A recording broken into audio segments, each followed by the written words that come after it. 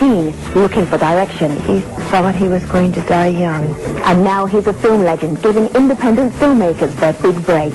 It was meant to give a voice to people who weren't able to have one. From the Sundance Kid to the Sundance Institute. He's garnered a tremendous amount of respect for the independent producer. A look at veteran actor and director, Robert Redford. Hello and welcome to People in the News. I'm Femi OK. Robert Redford seems to have it all. Looks, brains, and no shortage of talent. He's famous, but not comfortable with the attention that fame brings. His Sundance Film Festival rivals Cannes in prestige, and he's popular in Hollywood among those who prefer to work outside of the movie capital. Here's Bill Hemmer with our look at Robert Redford. I'll jump first. No. And you jump first. No, I said. What's the matter with you? I can't swim! Robert Redford, to his legions of fans, he'll forever be known as the Sundance Kid. The 1968 classic made him a movie star, but it's what he's done with his fame that has made him a legend. I don't think it's unfair to argue that Robert Redford could be seen as the single most important person in independent film. He's garnered a tremendous amount of respect for the independent producer. Redford founded the Sundance Institute in 1981, a tranquil haven for filmmaking nestled in the mountains of Utah.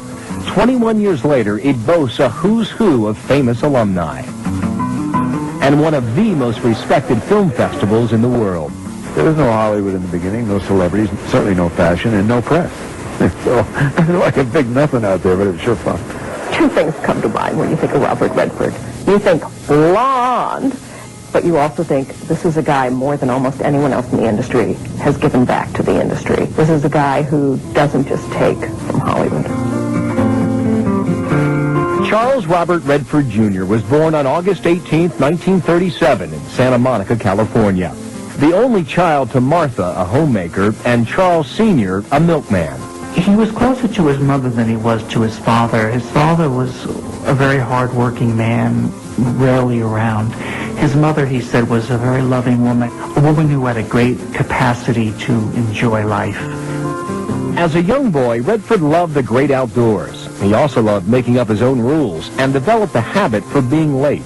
He said he remembers exactly when it happened to him. He would go off riding his little tricycle, and his mother would say, "You be sure you be home before dark. You hurry home." And something in him just reared and said, "No, I won't hurry. I will not go home." Following World War II, Charles Redford Sr. began work as an accountant and moved his family to the middle-class suburb of Van Nuys, California. The move, however, did not solve growing family problems. Martha Redford was diagnosed with cancer, and a rebellious teenager soon emerged. He and his friends used to break into Hollywood studios, just broke a lot of stuff, just, petty vandalism. He would always tell me he was going to die young. And when he was upset, he'd always drive so fast. It's amazing we never got killed. Because we go over those Hollywood hills as fast as can be. And he'd always be in convertibles with the top down. But the rebellious teen had an artistic side, too. He'd love to write poetry and draw. He was a doodler, and he would sketch a lot. And there are sketches in the yearbook that he did, which aren't really very good, but I'm sure he got better. He would often sketch during lectures and on weekends draw portraits of friends. He had his pad and a pencil, and one day he said, "I'll sketch you." I don't know what I was doing with my hair. I just like it. I think it's a good picture. Redford was also passionate about sports. In 1955, he headed to the University of Colorado on a baseball scholarship. Sports was a kind of salvation for me during a troubled period when it was difficult to express my ambivalences and darker feelings. But those dark feelings would only deepen. That same year, his mother Martha died of cancer. She was 41. He told me then, that summer, that his mother had died, and he was very sad. I felt badly because I know how much he loved her. I think Bob is a very private person, and I think he keeps a lot of his emotions to himself. Following his mother's death, Redford turned to alcohol. Skipping classes and baseball practice, he eventually lost his scholarship and dropped out. Working in the oil fields back in California, Redford saved money and headed to Europe to study painting.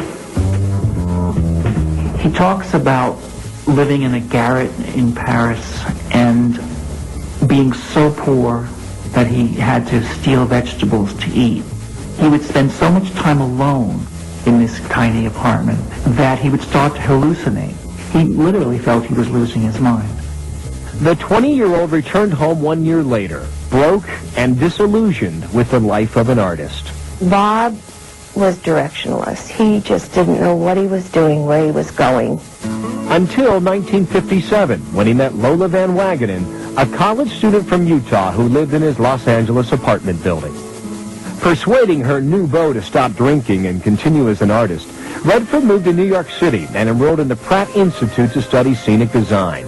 But his good looks would soon get in the way of an art career. A friend of his suggested, well, if you're going to design sets for the theater, why don't you take some acting classes? Encouraged and content, Redford married his 18-year-old sweetheart on September 12, 1958. 1 year later, the couple welcomed a baby boy, Scott. But this joyous occasion was soon met with sorrow when the infant died suddenly of crib death. In 1959, people started talking about Redford, the actor, when he debuted on Broadway in the comedy Tall Story. More offers followed, including David Merrick's Sunday in New York. The television industry had also taken notice. A televised play of the week, The Iceman Cometh, brought Redford front and center. Oh, I get you. But Helen, I'm just about broke. Followed by a memorable episode of The Twilight Zone. I've been shot. You realize that this woman is about to die and that this policeman is really death in disguise, and she's let death into her. Mother. Give me your hand. I'm getting goosebumps just talking about it because it was a very effective half hour, and he was terrific in it. Coming up, Hollywood anoints Redford their golden boy, an image that angers and frustrates the reluctant superstar. A fan passed him on the street once and said, "Are you Robert Redford?" And he said, without any hesitation, "Only when I'm alone."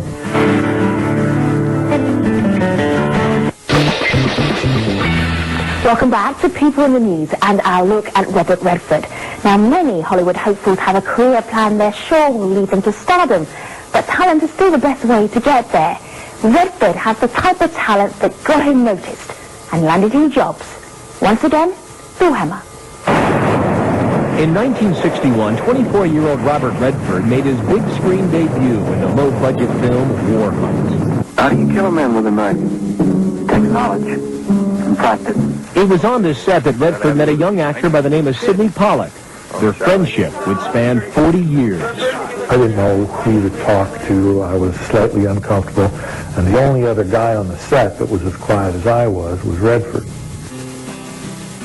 A quiet man looking to put down roots. That same year, Redford spent $500 on 2 acres in Utah. There, he built his family a house.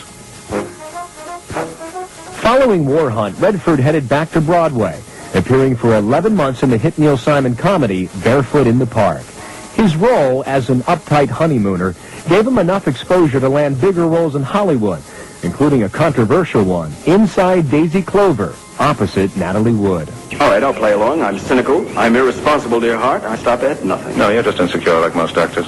It's really quite an interesting role. He plays her closeted bisexual husband, and you know, it was kind of a questionable role to take at that time. You're looking at the mid-60s when not every actor was running around begging to play gay roles. Controversial or not, in 1967, Robert Redford became a household name. These footprints lead to the happiest motion picture in many, many, many a year. Barefoot in the Park went to the big screen, and it was a hit. Reprising his Broadway role, this time opposite Jane Fonda, Redford became a movie star and sex symbol. Wait a minute, Paul! And at this point in Redford's career, it's all uphill. It's all a graph that goes up, because it seems like every movie he made after that just established him as a bigger and bigger star. He had passed on a couple of other roles. He passed